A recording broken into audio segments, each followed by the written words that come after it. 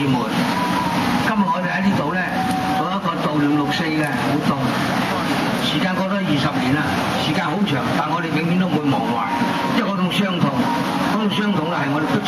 生難忘嘅。6·4點解會有呢個事情發生咧？當時係應該係黨內嘅鬥爭嘅產物，但得個咁嘅結果咧，無疑係中華民族嘅悲劇。但我堅信救人總比殺人好，我亦都堅信6·4總有一天一定會平反嘅。因為平日咧我係唔係好識講嘢嘅啫，所以希望大家唔好見怪。如果有乜嘢大家出去提問嘅，我答得到，我一定盡力而為。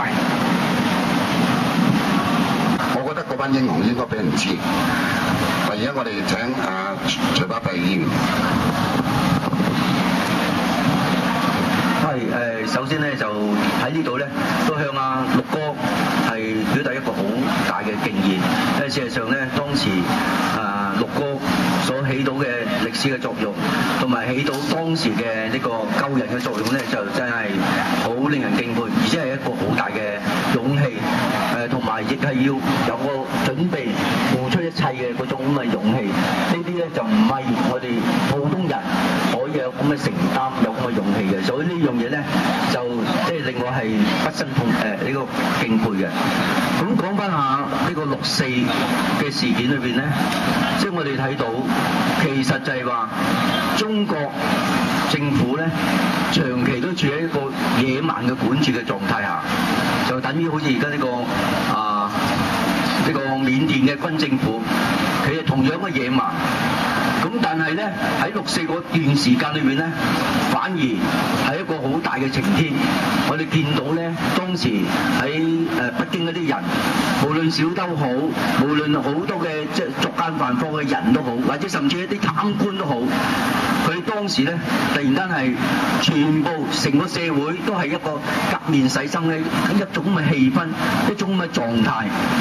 大家都可以係重視咗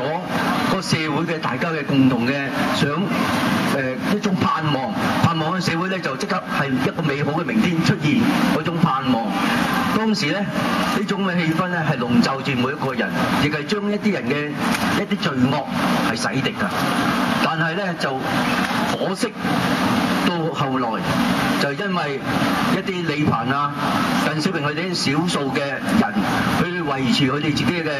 極權嘅觀念，佢哋自私，佢哋將中國嘅歷史、將中國嘅美好嘅明天咧係葬送咗去，而產生一個屠城。咁呢個咧就係我哋中國人嘅悲劇。我哋中國人點解係喺呢幾十年嚟都長期處於一個咁嘅悲劇之下咧？真係我哋都即係呢個係一個可能係一個詛咒啊！詛咒我哋中國人係冇辦法係擺脫咗呢啲咁嘅惡劣嘅一個咁嘅管治，同埋令到我哋嘅人民咧係一路都係受苦受難呢啲咁嘅過程。我哋可能呢種咁嘅過程咧，亦係對我哋嘅人民咧一個鍛鍊啦。希望將來我哋會有一個即係擺脫咗呢啲咁惡劣嘅一個咁嘅管治嘅影響嘅情況啦。咁講翻下黃雀行動，當然我哋係對呢個資料咧係好少嘅。但係咧我當中咧我都有啲朋